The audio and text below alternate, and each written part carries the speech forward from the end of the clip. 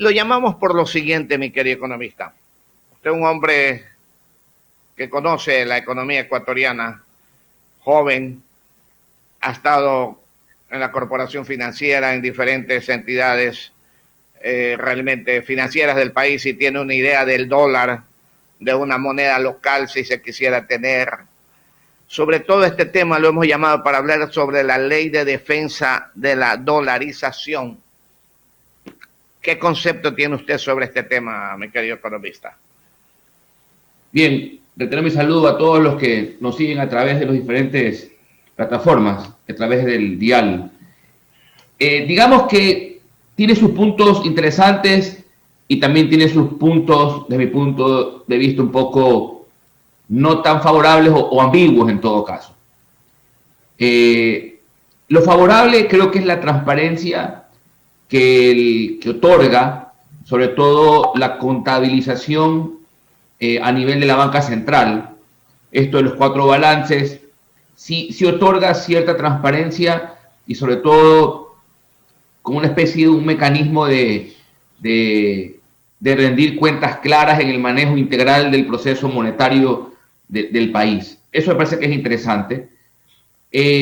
La modalidad de transformar al central como un ente autónomo, digamos que no es algo novedoso. Yo siempre he sido en ese punto bastante, digamos que, neutral. La historia nos refleja que en la década del 90, con Banco Central Autónomo, desde la misma constitución, se hizo pedazos la economía del país. La historia nos dice que en la última década, con un central siendo parte del Ejecutivo, tampoco nos fue del todo bien.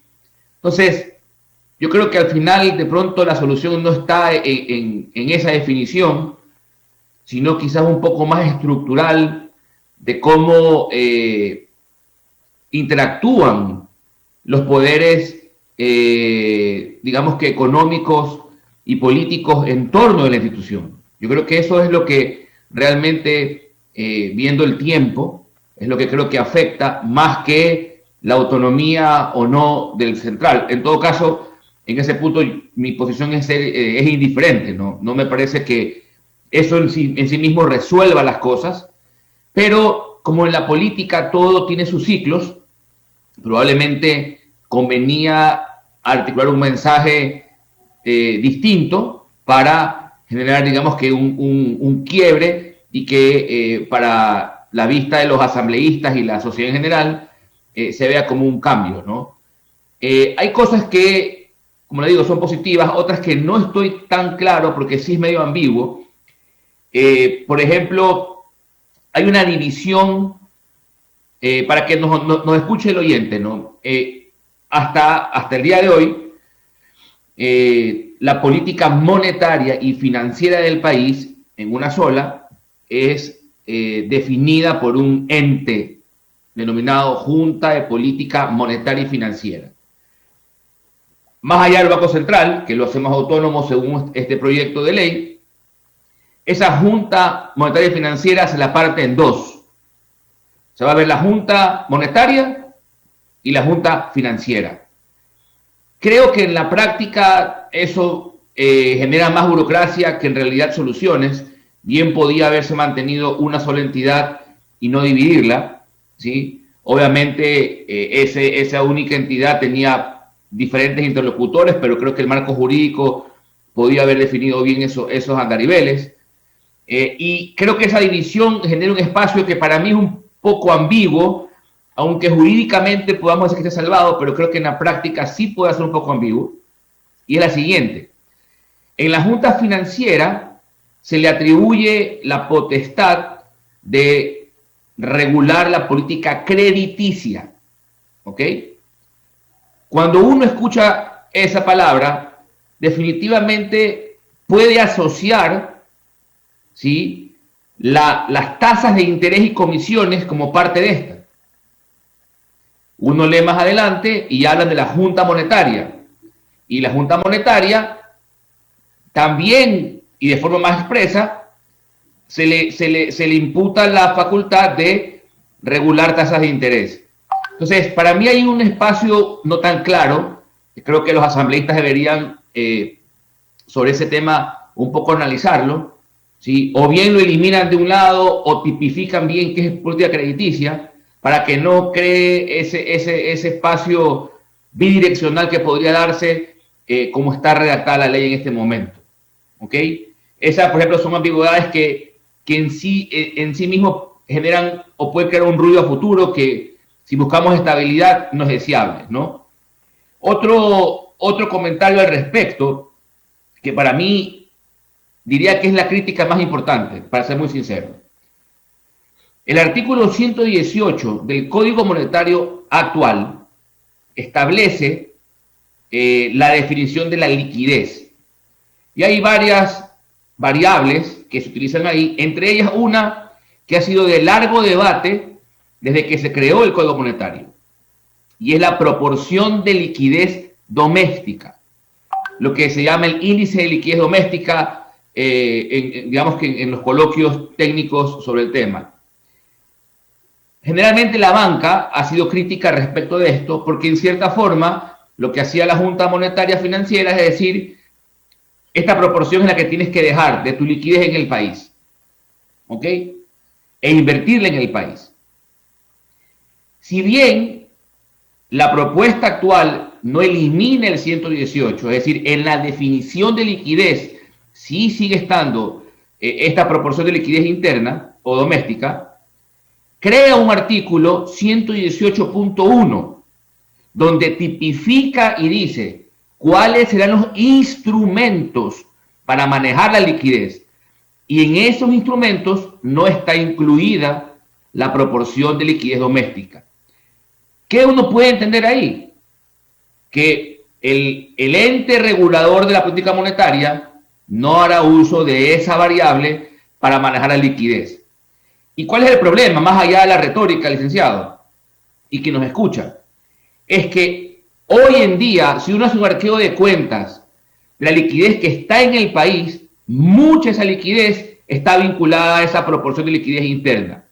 Si mañana no se aprueba que eso no es un instrumento para manejar la liquidez local, bien podrían los dueños de esa liquidez pedir ese recurso, desinvertir inmediatamente, sacar el dinero y en ese momento quiebran algunas partes internas. ¿Eh? Entonces yo veo eso súper riesgoso que deberían los asambleístas analizar. Entonces, en resumen, hay cosas buenas y hay cosas ambiguas que podrían traer problemas a lo que supuestamente queremos, la estabilidad monetaria del país. En todo caso, la dolarización debe continuar, economista. Eso no hay duda, licenciado. El dólar se convirtió no solo en una moneda, se convirtió ya en un activo social, donde definitivamente la población prefiere mucho más una moneda dura, donde sabe que la devaluación no va a hacer perder su ingreso, sea poco o sea mucho, ¿sí? Y sabrá que lo que le ingresa es lo que utilizará para comprar lo que pueda comprar para su hogar. Quizás las generaciones actuales no recuerden cómo era vivir con una moneda propia que se devaluaba cada semana. Eso era terrible. La planificación familiar y la pobreza era dinámica, era continua, porque mientras más devaluaban, más pobreza, menos poder de compra y toda esa espiral social que evidentemente nadie desea para un país. Entonces yo creo que el dólar, amén de sus posibles reparos técnicos que puedan tener, digamos que en el ambiente económico, ¿sí? Ya trascendió lo económico, ya es algo, es un activo social. Y desprendernos del dólar definitivamente no es algo tan sencillo, ¿sí? Y obviamente, por más que así lo quisieran, el costo de salida es devastador, ¿sí? Porque evidentemente tendrá unos efectos totalmente destructivos contra el sistema económico interno que ni siquiera los técnicos que puedan aupar un esquema sin dólar desearían asumir ese costo. Entonces, en definitiva, aún queriendo salir del dólar, el costo político y económico es tan alto que se convierte en una decisión inaplicable. Por ende, creo que si la economía se mantiene bien, que al final de cuentas la economía no solo depende de lo que hagamos nosotros como administradores de la economía, ¿sí? Hablando como país, sino también de lo que ocurre en el mundo y sus vínculos con nosotros, ¿sí? Mientras la economía pueda mantenerse a flote, el dólar seguirá siendo la moneda de curso nacional, como lo ha sido durante este siglo.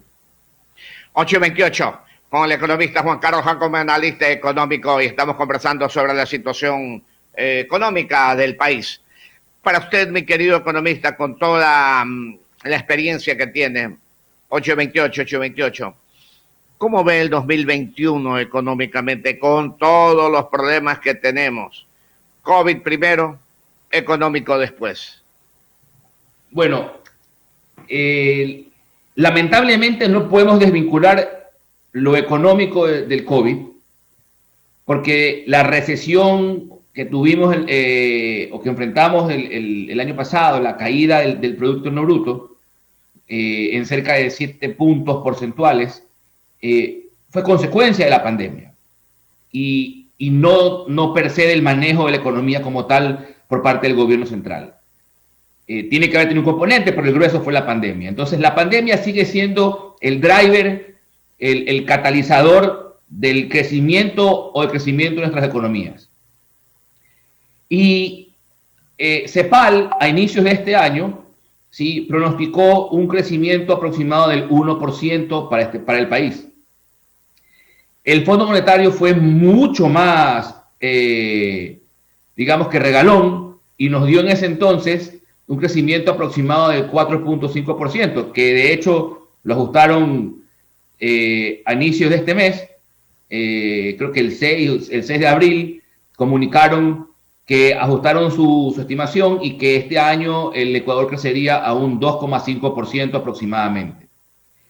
Que creo que eso será un rango más o menos aproximado. Uno me parece que es muy restrictivo. Creo que estará alrededor del 2%. Y le explico el por qué. No porque haya existido algo muy preponderante en el país, sino más bien en el entorno de la economía mundial. Estados Unidos, sobre todo, ha emitido grandes cantidades de dinero justamente por estos cheques que ha dado a los hogares para paliar la crisis de la pandemia. Entonces, esa emisión de dinero que genera los Estados Unidos afecta el tipo de cambio del dólar respecto de las demás monedas en el mundo. Puntualmente, hace que relativamente el dólar se abarate, por ejemplo, respecto del euro. ¿Ok? ¿Qué ocurre cuando el dólar se abarata respecto del euro? Para los europeos, se abarata comprar productos originarios de Estados Unidos o de países que tengan moneda local como el dólar. Entonces, la emisión de dinero en los Estados Unidos genera que se devalúe el dólar. Al devaluarse el dólar, nuestras exportaciones se hacen más atractivas para el mercado europeo o el mercado asiático. Entonces, eso va a hacer que las exportaciones nuestras, al menos en este año, puedan crecer un poco. Y eso hace que la economía se dinamice. A la par, usualmente, cuando el dólar se devalúa, crece el precio del petróleo, que lo hemos visto. Ha empezado a crecer, no de forma apresurada, pero sí ha crecido a un orden de $60 aproximadamente por barril, lo cual, sin duda alguna, hace que también la economía ecuatoriana tenga más dinero, más divisas, y eso haga que la economía también crezca un poco más. Esos factores que no dependen del Ecuador son los que, a mi entender, van a hacer que se crezca por encima de lo que CEPAL estimó. Ellos estimaron 1% el crecimiento de la economía, lo cual para mí definitivamente lo hará alrededor del 2% si todo sigue igual, ¿no? Que es lo más probable porque, de acuerdo a cierta información que se tiene a nivel global, Estados Unidos estima, por ejemplo, para el 4 de julio, técnicamente declarar la pandemia cerrada porque ya van a abrir todo, ya no va a haber ninguna restricción en los Estados Unidos a partir del 4 de julio, lo cual ya determina que su economía va a estar plenamente restablecida o al menos en capacidades de retomar la senda que quedó pendiente. Entonces, probablemente ya en ese punto no requieran más emisión de dinero, y eso probablemente hará que digamos que este premio que nos llegó de suerte, lo tengamos solo en el 2021. Habrá que ir monitoreando qué hará Estados Unidos como política interna. De pronto ya hará también una impresión extra para poner recursos a pequeña y mediana empresa. Si ocurre así, digamos que este aliento adicional se puede ir sumando. Pero que quede claro, el crecimiento de este año es un crecimiento inercial que está básicamente direccionado por estos factores externos.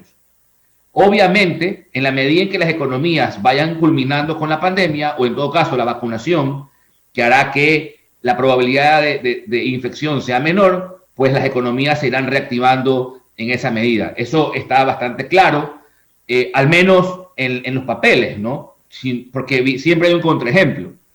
Chile, a pesar de que vacunó a una velocidad terrible, gran parte de su población se reinfectó. Entonces, hubo confinamientos nuevamente y la economía de seguro tiene que ser frenada. Entonces, con esta pandemia, digamos que hay ciertos preceptos conceptuales que nos ayudan a ver qué puede pasar, pero como es pandemia y es algo totalmente desconocido, no hay garantía de que todo sea así de cierto en el mediano plazo.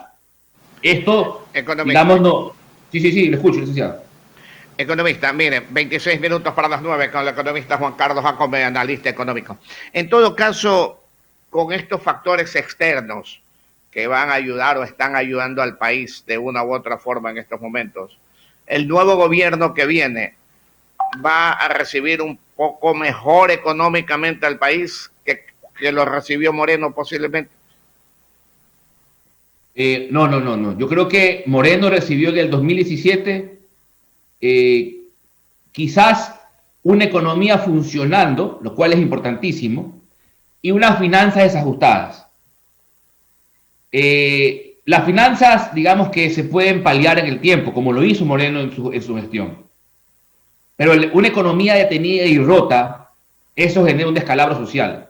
Y es lo que nadie desearía. Y creo que el actual gobierno que entra, ¿sí?, recibe a la inversa, recibe las finanzas más o menos bien, pero recibe una economía rota.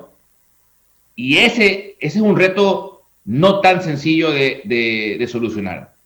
Porque evidentemente, aun cuando entre colegas hagamos esto un poco más complicado, creo que es súper sencillo. La economía de un país crece en la medida en que la cantidad de dinero que circula en ella aumenta. Punto final. Entonces, si la cantidad de dinero en el país no aumenta, por cualquier sea la razón en el corto plazo, entonces la economía seguirá en un modo inercial, ¿sí?, donde en esa inercia, hagamos cálculos, la economía pasada, el año pasado cayó 7.5% en lo que respecta al PIB. Si este año crecemos al 2,5%, digamos que compremos el valor del Fondo Monetario, quiere decir que en 3 periodos aproximadamente estaremos empatando lo que dejamos en el 2019. ¿Sí? Si seguimos inercialmente. Es decir, si al final no hacemos algo interno que permita crear un movimiento mucho más rápido del dinero, que puede ser una alternativa, o ver cómo abrimos los cielos para que venga más divisas del exterior. ¿Sí? Esa debe ser el reto del siguiente mandatario. ¿Cómo hacer crecer la cantidad de dinero que circula en la economía en el corto plazo para que la senda de ajuste no sea de 3 años, sino de menos? Y es sencillo. Lo que quiere decir billete en el bolsillo del ciudadano común. Mire, lo que pasó en el 2020 tiene una implicación dramática, pues. Más de un 20% del desempleo incremental, es decir, se incrementó brutalmente el desempleo. ¿Cómo una economía puede sostenerse con tanta gente que no genera recursos? Con tanta gente que probablemente quede en la indigencia. ¿Cómo una economía puede sentirse que funciona si tiene estos desequilibrios.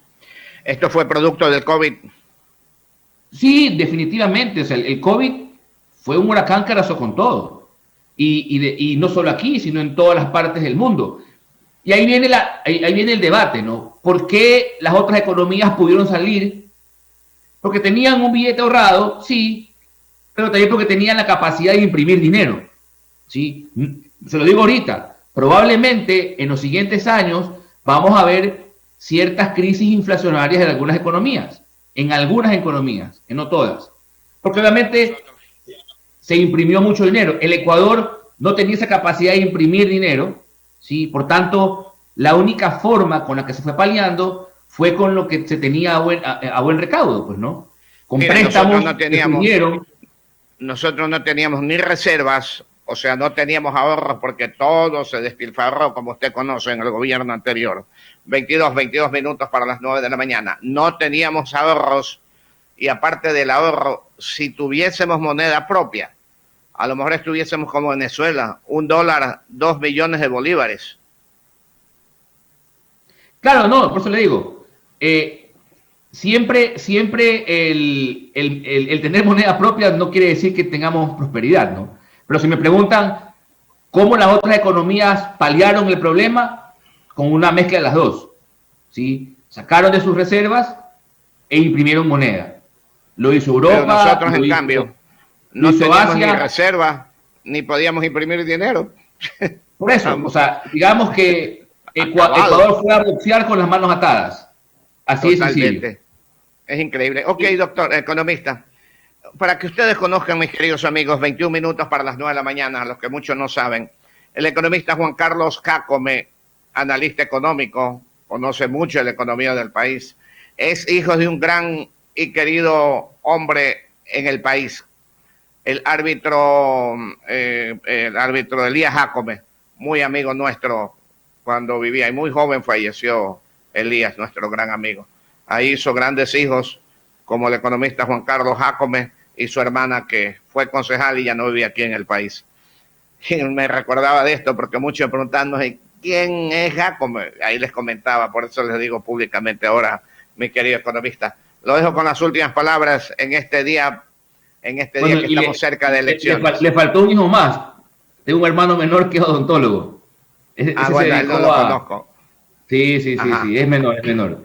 Bueno, las palabras finales, como le decía el licenciado, la economía del país no es tan complicada como uno se lo imaginaría, y creo que el reto del siguiente mandatario es buscar la forma de hacer circular más el dinero localmente, lo cual es como que si se creciera el dinero, y traer recursos al exterior, sea inversión, sea crédito, porque eso es lo que va a hacer que la economía crezca más rápido.